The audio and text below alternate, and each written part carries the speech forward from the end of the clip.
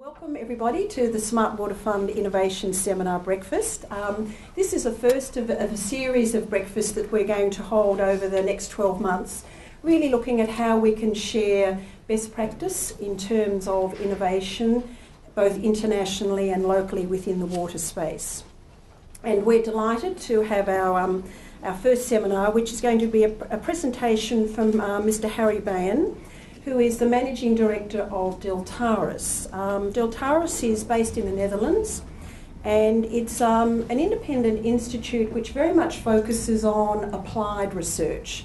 And I think this is something certainly that the Smart Water Fund is looking at, where the research and the outcomes can be applied and utilised. Deltaris has a variety of global networks, and its focus is working on smart solutions and innovations and applications for people, the environment and society, and I guess we're going to hear a little bit more about that. A little bit like the Smart Water Fund, Deltaris really looks at developing knowledge and making it applicable for companies and governments responsible for water, transport and energy. So Harry's roles are obviously Managing Director of Deltaris, and he also represents the Dutch Research and Knowledge Institutes on the Board of Directors of the Netherlands Water Partnership, and he's also on the board of the Delta Technology Network. So Harry's presentation this morning is Let's Talk Water, the Dutch experience. So ladies and gentlemen, would you please welcome Harry to the stage. Thank you.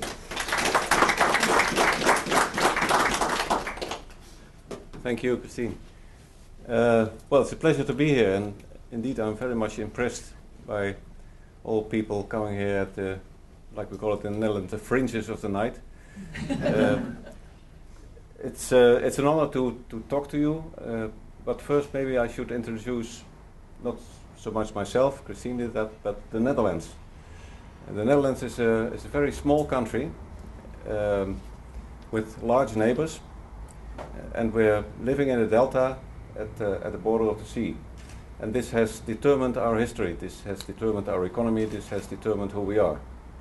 Because we're always threatened by the sea, we're always threatened by water. It's either the sea coming in or the rivers washing us down. But the sea also gave us trade. We've become rich in the 17th century, before even, and after that again. So we have a little space, but lots of money. Well, our government is cutting the budgets everywhere, but still we have lots of money. And this determines the kind of solutions we are after. Because we are with a lot of people in a small space, we have to learn to live with each other. We can't go away and start somewhere else. We always meet each other again and again. So we have to work together. That's the theme of my little presentation today. And the other is that living in a small country, you have to be clever. You have to find solutions that fit in the small country and that respect all the other interests of the people that live there. So monofunctional solutions usually are not really appreciated. And as a last general remark, the being rich is very nice. You can afford a lot of things. But it's also a pitfall. It invites you, it might bring you to finding the simple but expensive solutions that in the end do not prove to be the best solutions. Because the best solutions always have to do with the interests of the people, the way the people have decided on the solutions to be applied, and well, money, quick solutions, just pay for it and it's behind you, usually cause regrets later on.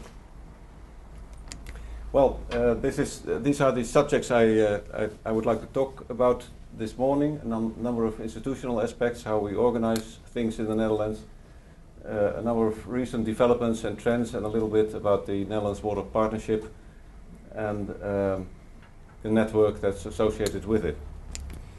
To start with the universities, higher education. We have in the Netherlands about 14 universities and 39, I believe, institutions of higher education for where professional people are educated and trained.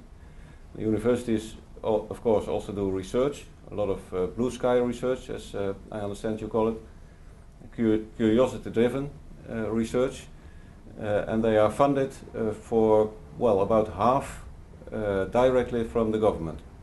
But the other half of the money they get from the government, they have to get through these organizations. And the most important one is the National Organization for Scientific Research, NWO. It's the third one. The cash flow through NWO is about 700 million euros. And it's funded both by the government and private parties and foundations and well, all sorts of organizations.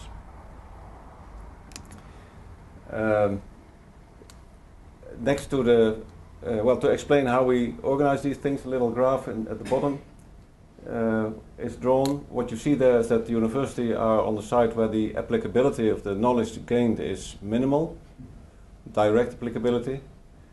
On the other hand, you have the private sector. If the private sector does research, it's mostly aimed at applicability immediately, same year, next year. And applied research organizations like Deltares, where I'm in, are operating somewhere in the middle. Sometimes they're working together with the universities, sometimes they're working together with the private sector. And the supposition, the dream of the Dutch government has been for the last couple of years that this middle ground being filled in by the applied research organizations provided a bridge between the universities and the private sector. I'll come back to that later because this bridge really didn't come into existence. There are overlaps, but these overlaps don't provide communication between the left and the right, or not in a sufficient, on a sufficient scale. Well, we have these applied research organizations are 6 in number. The largest one is TNO, that's like your CSIRO, on a broad number of subjects. About half of the work is subsidized by the Dutch government, the other half is earned on the market. We think, I personally think, without wanting to judge them, that they're a bit on the commercial side with their work. They have to earn about 200-300 million a year by working for the market, so they have to be commercial. But you can be commercial in several ways, and their way of working is patenting knowledge and technologies, selling these technologies, and providing their own people to help companies use the technologies to earn money on the market. The GTIs, that's the Dutch term for large technological institutes,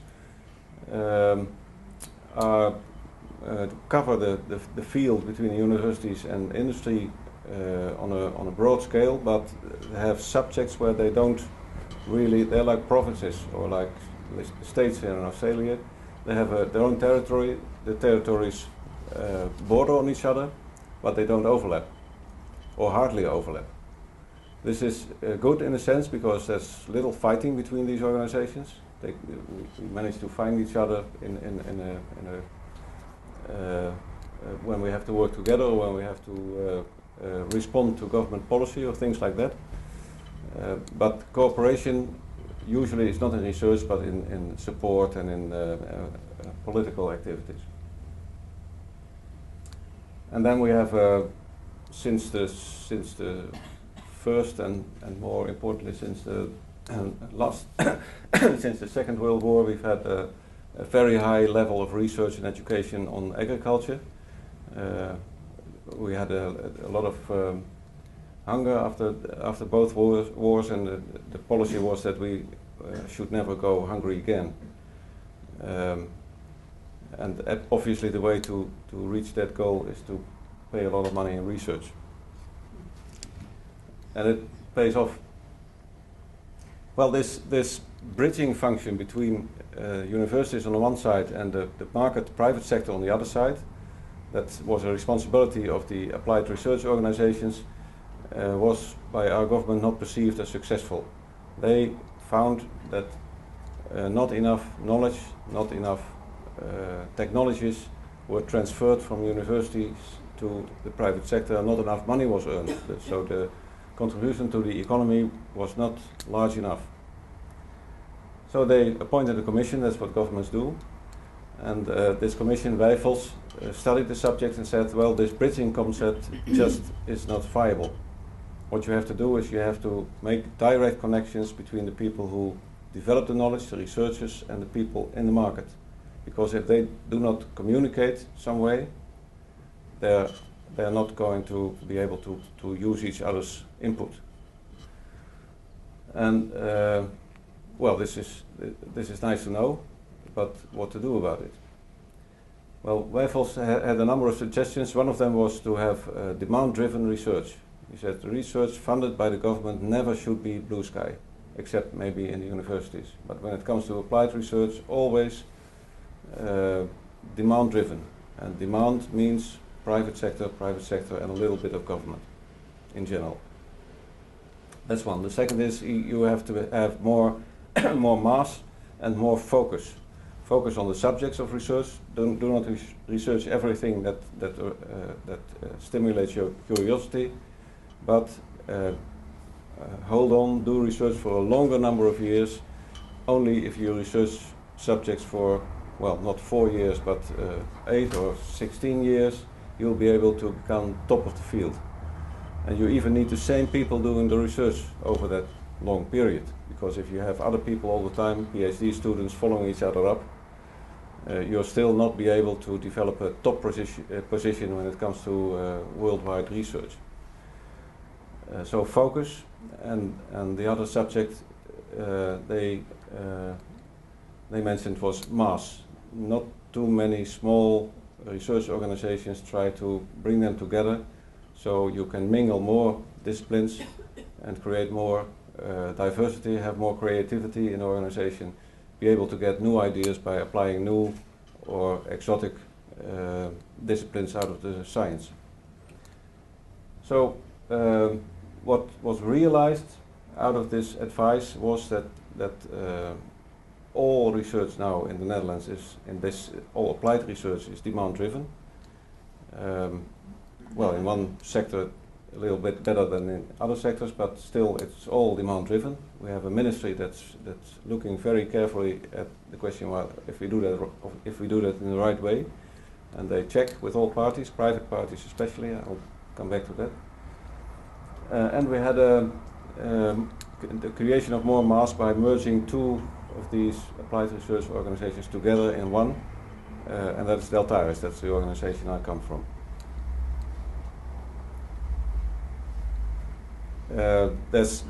When we come to Deltares, there's one thing that's a little bit different from all the other applied research institutes.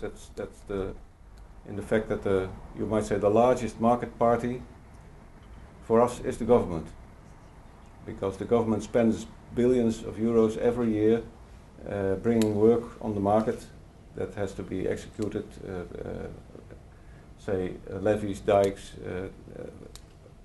flood measures, water technology. It's all, or most of that enormous amounts are brought on the market by the government, and the government in that sense acts like a market party. Well, the kind of work we are doing, and this is just an example, the same goes for the other applied research organizations, is that we do a strategic, long-term, say 3 to 6 years research for, with government money for the economy as a whole. That is demand-driven. We do more or less applied research for the government when it comes to questions coming up in the programs they execute, or the policies they develop. So we work both for the policy side as the executive branch, and we do a lot of work that comes up in practice during, say, the daily routines. So there might, for instance, we have a storm barrier somewhere in the south of the country, and all of a sudden people discover that there's a lot of scouring around the concrete works, and nobody knows exactly what the level of risk is. So that obviously you have to act fast, and you have to have a lot of knowledge to be able to have a first estimate of what the risk is and what might be done to correct the situation. And then in the second phase, you need to be able to draw the plans and to to assure people that whatever measures are taken, that they are the right measures and that they will be taken in time. That's the social side of the science we're doing.